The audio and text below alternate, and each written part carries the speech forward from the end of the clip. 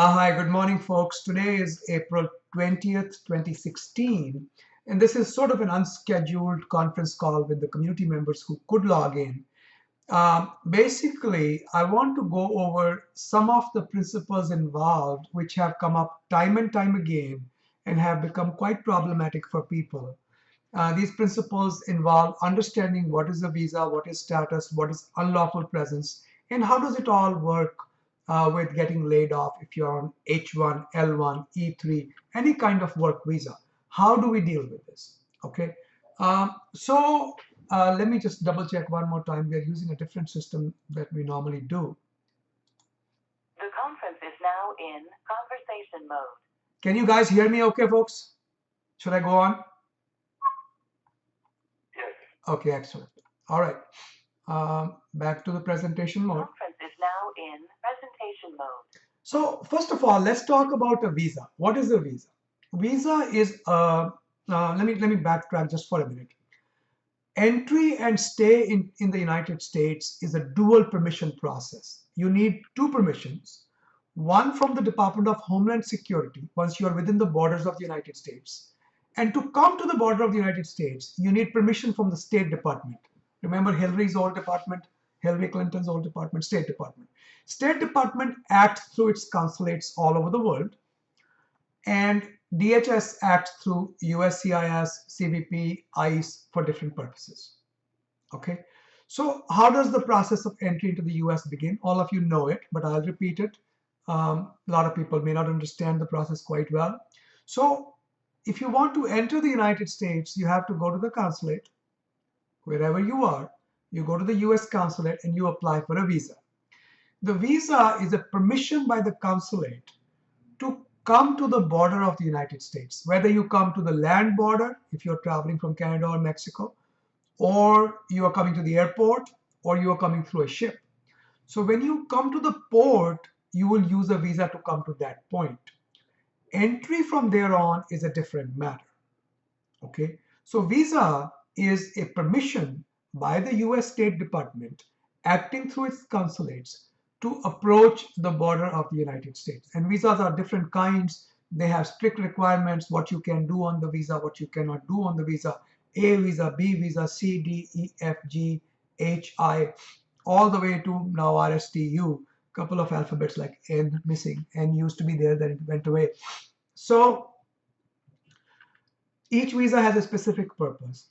When you land at the airport or the port of the United States, you are examined by Department of Homeland Security. Department of Homeland Security at the border is acting through the CBP, Customs and Border Protection.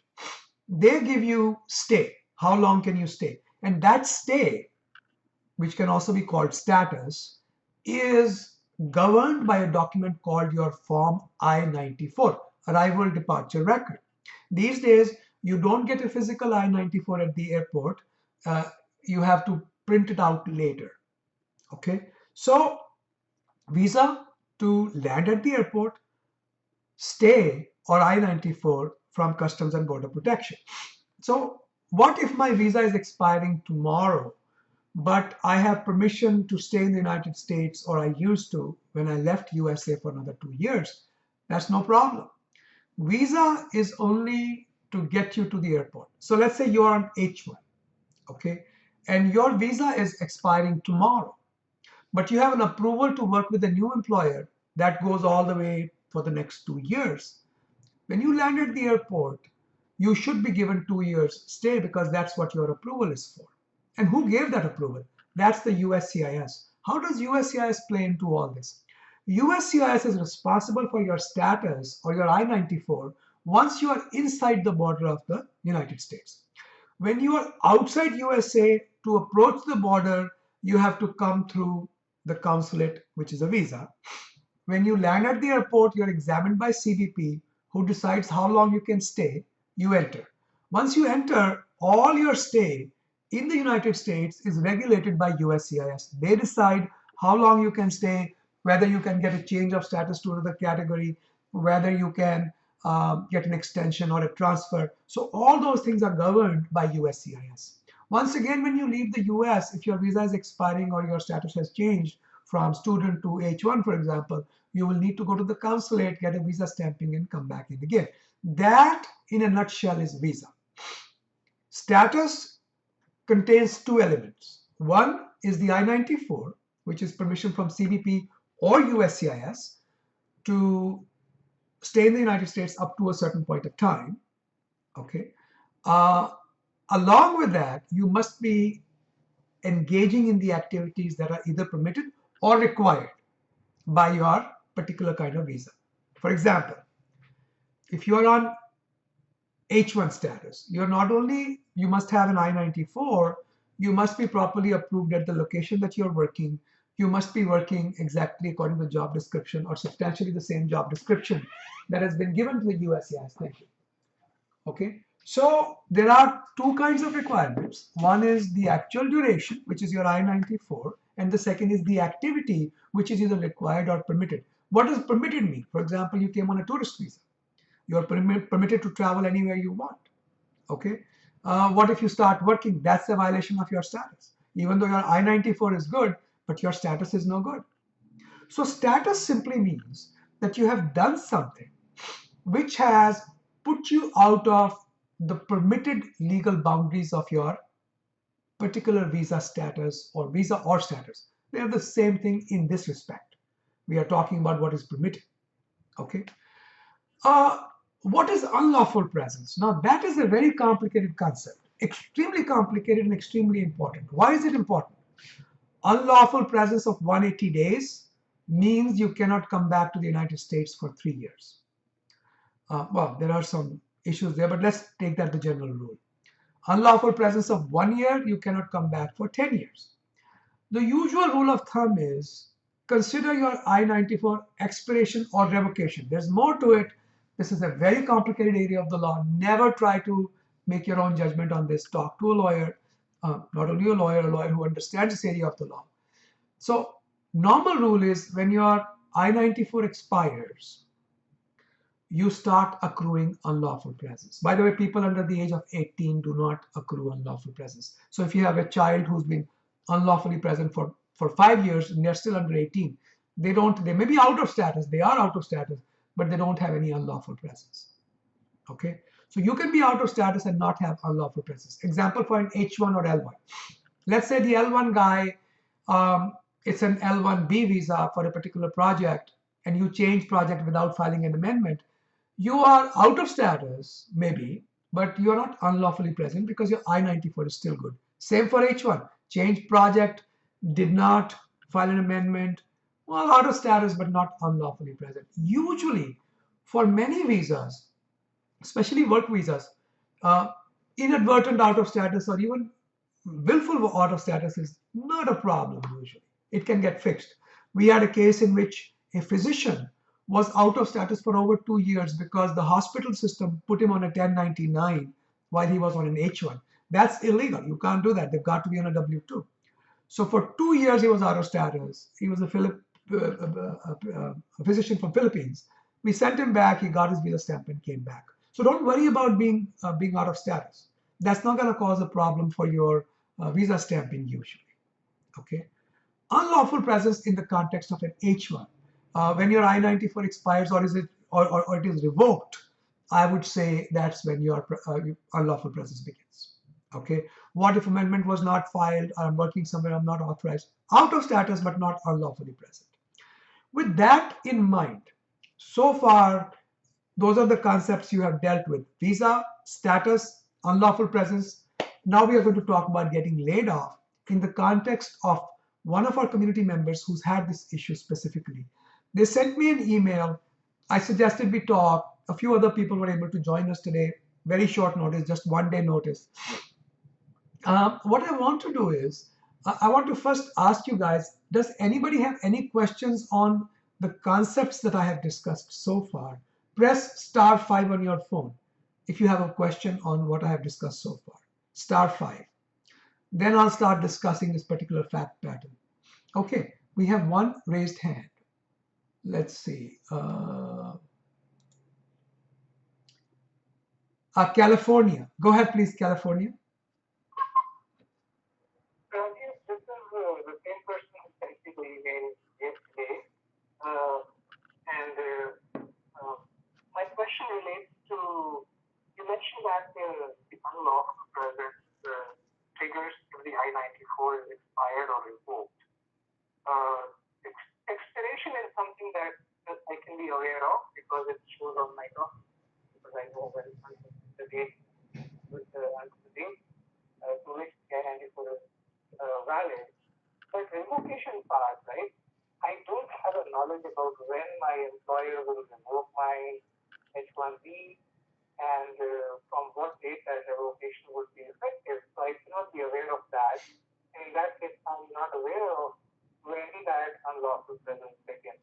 Very good point. Very, very good point. Let me address that for you. The question here is this. The question that I'm being asked is, when I'm on H1, my employer sends in, let's say, my H1 for revocation. I'm not working there anymore. I don't know when my I-94 was revoked. And in fact, there's a very dangerous practice USCIS has. If the revocation is sent out today and they act on the revocation request 3 months later or 4 months later or 6 months later, it will retroactively be effective from the date of the request, which is very dangerous. Okay. Now, this is definitely a loophole in the processes of USCIS. And I bet you if somebody got stuck with a 3-year or a 10-year bar because of this problem, if we took it to court, we will have a very strong case. But the art of law is to avoid either creating a controversy because that's potentially expensive and causes delay, and or to delay to eliminate the need for litigation, which is always uncertain and extremely expensive. So what do? I always tell people, assume that the day you stop working is the day your unlawful presence begins, because we can't prove and know anything beyond that. So assume, and if you are in the United States for up to 180 days after you stop working, there is no problem, because 1 day of unlawful presence or 179 days of unlawful presence is the same thing. It is the 180th day that you get hit. You see my point? Okay? Make sense? Yeah, it does make sense. Okay, so I'm going to get back to, remember, I am a lawyer. I'm not a law professor. It is not my job to explain the law and try to impress my clients with my knowledge of the law. My job is to find practical solutions, and here is my practical solution. Just be very, very safe and consider the date you stop working as the date your unlawful presence begins. Although it probably is not, there are a lot of arguments, but my job is to avoid arguments and to avoid problems where I can. Okay, let me put you back on mute. So, guys, anytime you have a question, you can press *5. Okay, anytime you have a question, you can press *5. Let me go on to the particular fact pattern we have in front of us. By the way, I want to add one more point here. Sometimes I get calls from people, like typically my parents are in India, their visa is expiring next month and they want to come for 6 months. Can they do so? Of course. Visa can be good only just for one more day when they land. Ultimately, it is CBP at the airport who decides how long they can stay. And while they are staying, if their visa expires, it's no problem. Visa was a permission to come to the border. That's it. Okay. All right. Now, in this case, what has happened is, before I get started, I want to add one thing. We have often recommended to people, if you get laid off unexpectedly, please file for a tourist status. You do that by filing Form I-539. We have a bunch of videos and frequently asked questions. I'll try to bring them all together into one blog entry, and I'll make this kind of a comprehensive blog entry. I would recommend that at least the material that I put in this blog entry, you read all of it. Okay? And if you don't know where my blog is and you're just listening to this video, go to immigration.com, and look at the right-hand side. There's also on the top of immigration.com, the top ribbon, there is an entry for my blog. Okay, go to my blogs, read all the related or listen to the videos. Okay, so if you file for a tourist status and there is even 1 day gap between your stopping working and your filing, that can be considered to be both, I would consider that to be both unlawful presence and out of status, even if there's a 1 day gap. If there's no gap, while an application is pending and it was timely filed, it's highly likely in almost all cases, you will not be considered out of status. You are considered to be in authorized period of stay. Here is a new concept, authorized period of stay. Okay, so maybe I should just type that in there. Uh, let's just type that in there too.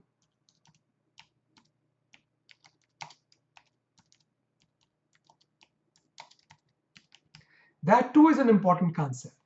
What does that mean? When you are in between applications, so you stopped working, but before you got laid off, you filed a tourist visa or tourist status application using Form I-539, and it was received by USCIS before your current status was discontinued, you stopped working. You are now in authorized period of stay, which means you are legal to stay in the United States, but it's not full status. The difference between authorized period of stay and full status is very important to understand. When you're in full status, you can change from one status to another. For example, you could go from H1 to F1, F1 to H1, H1 to H4 without leaving the United States. But if you're in authorized period of stay, usually government does not give you a change of status within the United States. So that brings me to one of the points that will be covered in the coming discussion, which is, so I filed for tourist status because I got laid off, and I have a full video on that that explains all the nuances of that. We'll reference that in the blog entry. But let's say you filed the tourist status application, and 15 days later, you have a job offer. Your old status has expired. New status is pending. You are in authorized period of stay. Now you have two choices. Once you file an H1 through the new employer, or an L1, or an E3, you file through new employer, or even a TN, you will not be given that status within the United States unless on the date they approve or decide your case, your pending application for tourist status is already approved in your favor. What the filing of the tourist application did for you was it prevented you from getting into unlawful presence. Whether you get it or not, ultimately, it doesn't matter that much. You can always abandon it anytime and go get a visa stamping for H1 to start the second job. Okay, but as long as an application is pending, there are two consequences. You are authorized to stay, not illegal, not unlawful, not out of status, but you will not be able to convert to another status or extend the same status until the pending application is decided for you in your favor. Okay, so once again, I remind you, press star 5 if something is not clear. Now let me start with the fact pattern that I'm presenting. I lost my job with employer A. Last day of work was I removed some of the identifying information. Let's say my last day was day before yesterday. I was working on H1B. I-140 is approved from this employer. They have said they will not withdraw the I-140, which is very good. So I have filed my B2 application 1 day after I stopped working. This is not going to help you. Unless USCIS decides to forgive that 1 day, consider yourself accruing unlawful presence according to the very conservative formula that we had just decided, and consider yourself to be out of status. Okay, although you can claim, see, remember, government has the power to forgive you. That's why sometimes when somebody has been unlawfully present for 1 year or 2 years, we can put them back into status by requesting the government give us backdated status, which is called Nunc pro Tunc status. Okay, I'm going to add that term in there too. Nunc pro Tunc. What does that mean? Nunc pro Tunc approval means if I fell out of status, for example, this happens very frequently in H4 cases. They applied for the H1 extension, but they forgot to apply for H4 extension. I-94 expired. 1.5 years later, they discovered, oh, this is a problem. We can actually ask the government to put the H4 back, Nunc pro Tunc, so that they are not unlawfully present even for a single day. Okay, so That can happen, but I like to avoid that situation. Typically, we charge thousands of dollars to put somebody back into status because it's so expensive to, we have to spend a lot of time, figure out what happened, why it happened, give affidavits, give statements, provide explanation. Government is not inclined to forgive people who are just lazy. Okay, there's got to be a good reason. But as long as we can establish good reason, I think in the last few years we've won at least 7 to 10 cases for Nunc pro Tunc reinstatement. Okay, so remember this also, that there can be Nunc pro Tunc, which simply means remove the intervening period of unlawful presence or out of status and put me back in status as though I never went out of status. Go back in time, Nunc pro Tunc.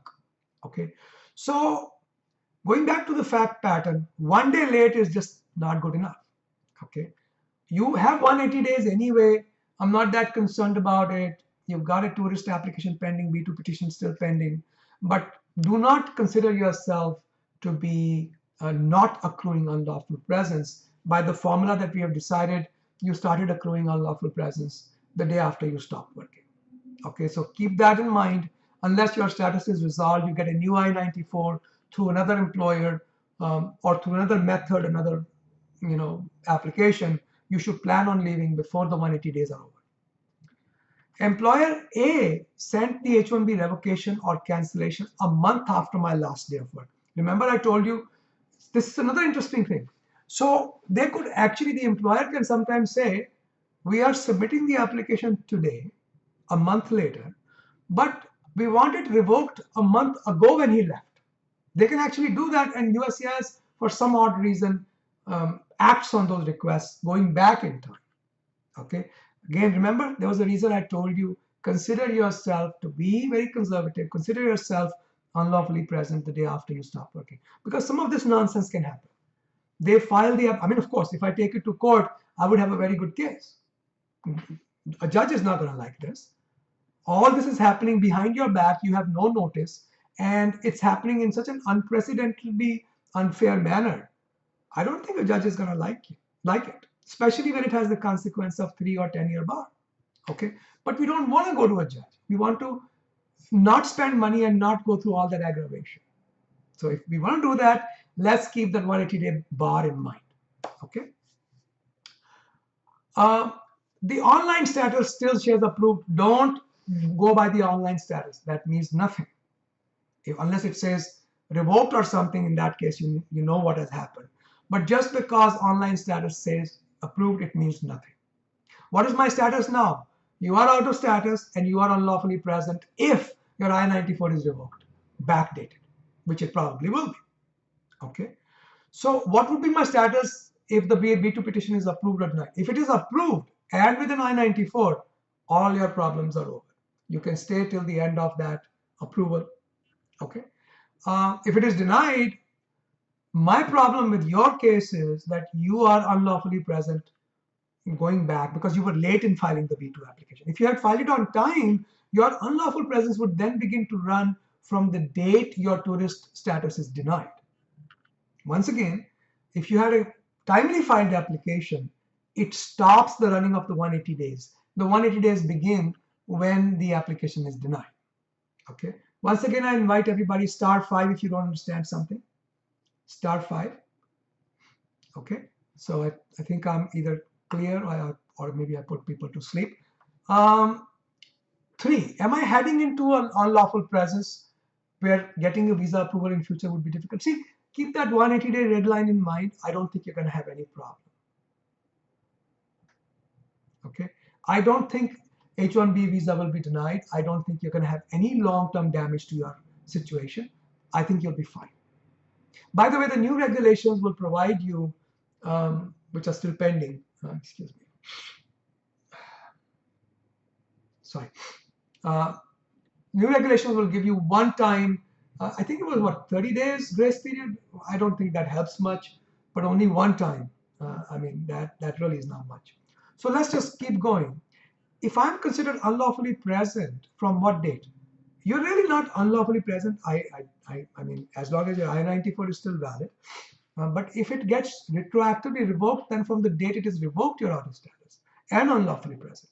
I mean, out of status you are even now because you're not working. Remember, I told you there are two aspects to status.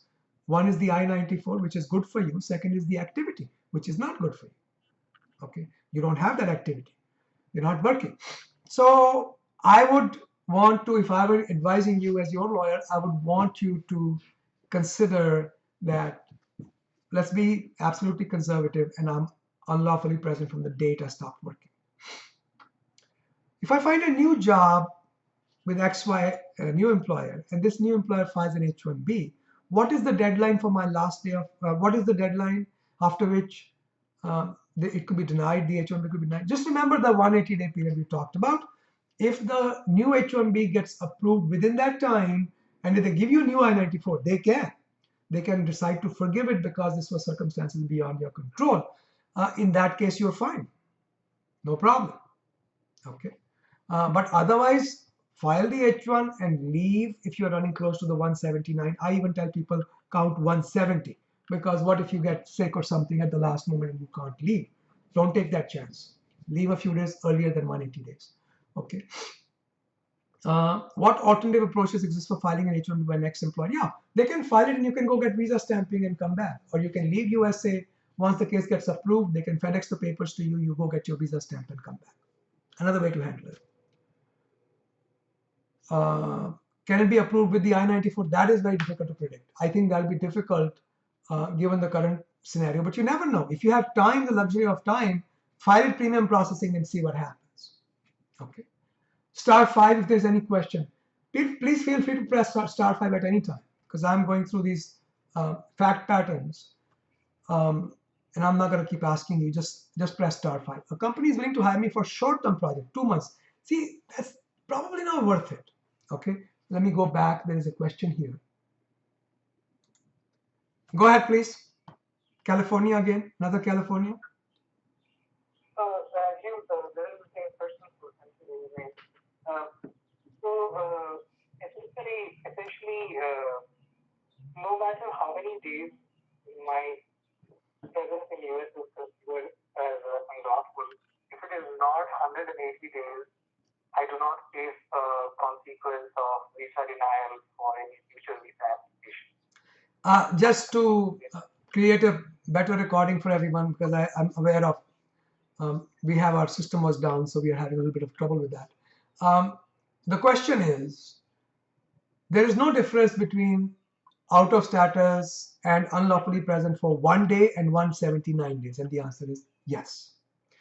Up to 180 days, before 180 days, whether you are unlawfully present for 1 day or 179, there should be no consequences to H1, L1s, E3s, some of these visas. Student visa might be difficult. That might be a different situation. Tourist visa might be a different situation. Because if you're out of status, they might not give it to you again. J1 may be a different situation. But for work visas like H1, L1, E3, I don't think being out of status or unlawfully present for up to 179 days is a problem. That clear? Yes, that is Good. Let's go on to the next issue. So short-term 2 months project, see, you have all these problems. I don't think this makes much sense. Okay, I would probably not. I would probably skip that. If the pending B2 gets approved, then filing an H1B with a request for I-94 is possible. Absolutely correct. If the B2 gets approved and then you file an H1, or if you have filed an H1 while it's pending B2 gets approved, you're good. And if it gets approved with an I-94, of course. When does the 3-year bar kick in? Is it discretionary? It is not discretionary. It is mandatory. Even USCIS cannot do much unless they give you Nunc pro Tunc status, which they can in some cases. Can USCIS invoke bar for an applicant from a visa after any significant number of days? No, USCIS doesn't have much of a choice in this matter. It is a zero-sum proposition. Either you have it, you have the bar, or you don't. There's no significant number of days. So I'm not worried about that part.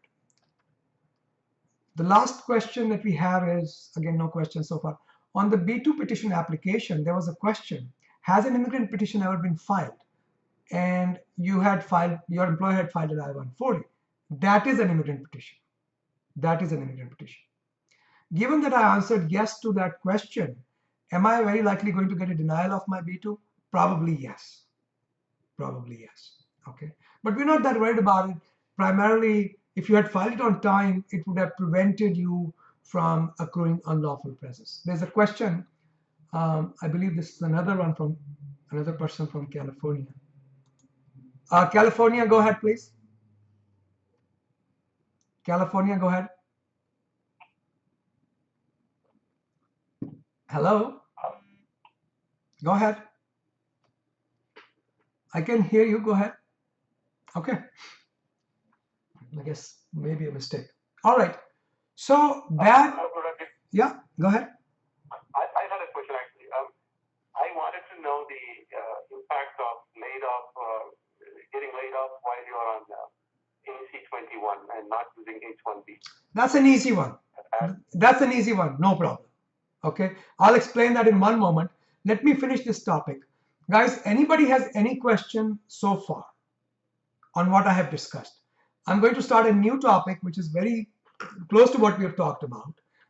So I'm going to add that as well. Nunc getting laid off on AC-21. We'll add that topic as well. Okay, there is one more question back to California. Go ahead. Go ahead, sir. Rajiv, this is the same person who sent you the list of questions. Right. So I wanted to understand if a future employer for me with whom I find a job, they file a H-1B while the B2 is still pending, or they wait until the B2 comes, B2 is decided, either approval or denial, and then they file the H-1B. What is the difference and implication of filing it before, while the B2 is pending, or after B2 is decided? What is the difference and any consequence, well, negative consequence? If you take a minute to work through what I just told you, you will understand the difference. And I will make it simple for you. I'll do the logic for you. If my B2 is approved and then an H1 is filed, I know that I'm going to get my H1 I-94 within US, right? If my B2 is approved with an I-94, and then I file my H1, I know I'm going to get I-94 within US. If on the other hand, I file my H1 while the B2 is pending, it is uncertain whether the B2 will be decided by the time they decide my H1 or not. That's the reason. Even then, my H1 will be approved if it is approvable. I have to go outside for visa stamping. That's the only problem. Okay? Right. All good? And let's say if the H1 is filed in premium, it gets approved. They give an approval maybe without the I-94, and 15 or 20 days after that, the B2 gets approved.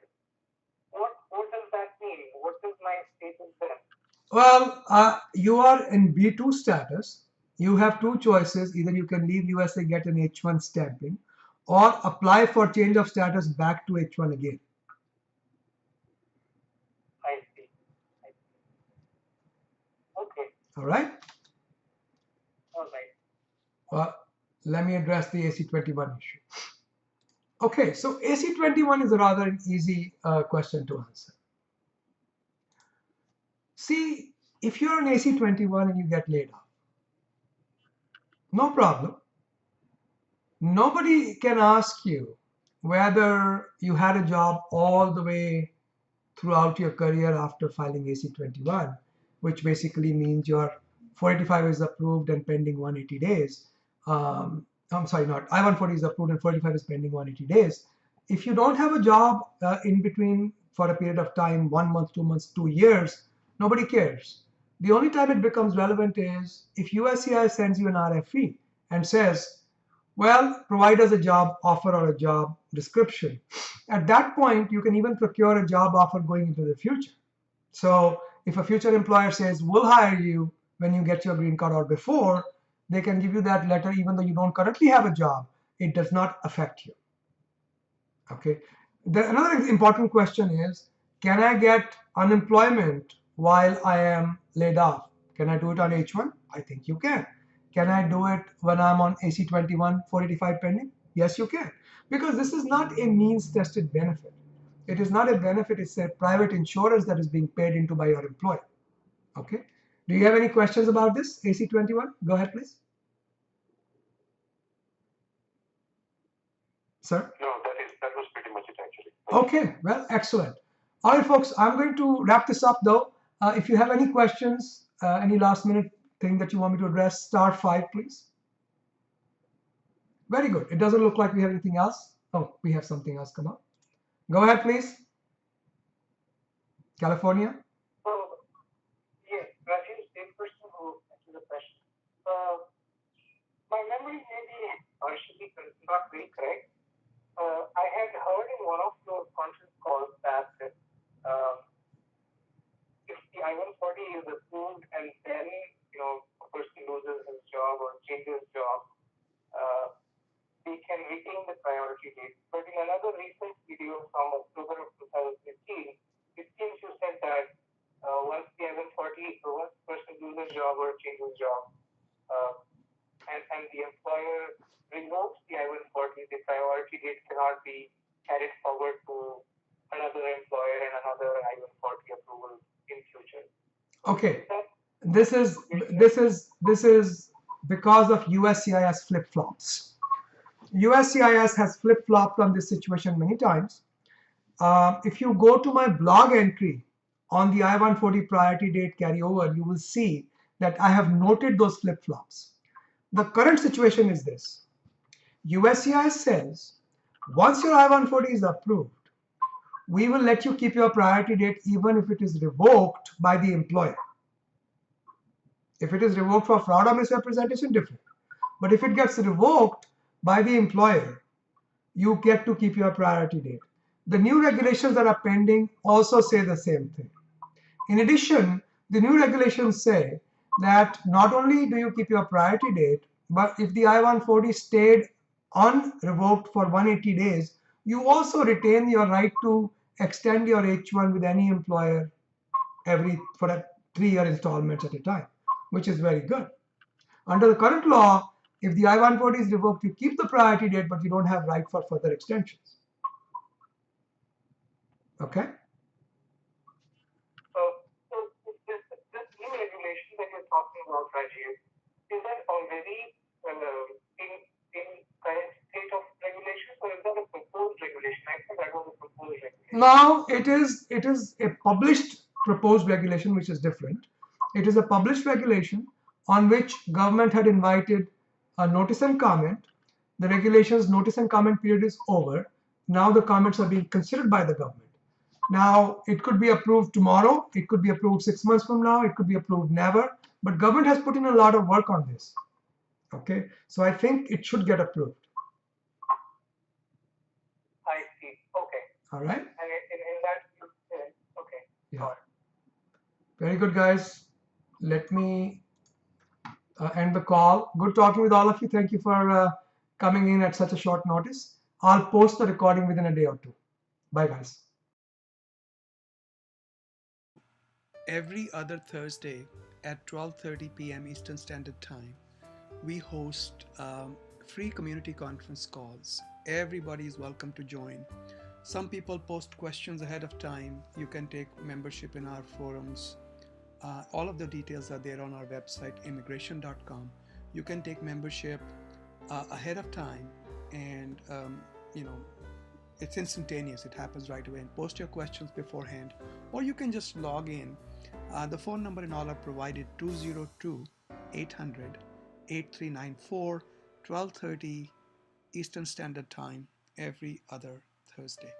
We have free apps for both Apple iOS platform for your iPhones and iPads, as well as for Android. Just look for immigration.com, the period dot, and the application should show up.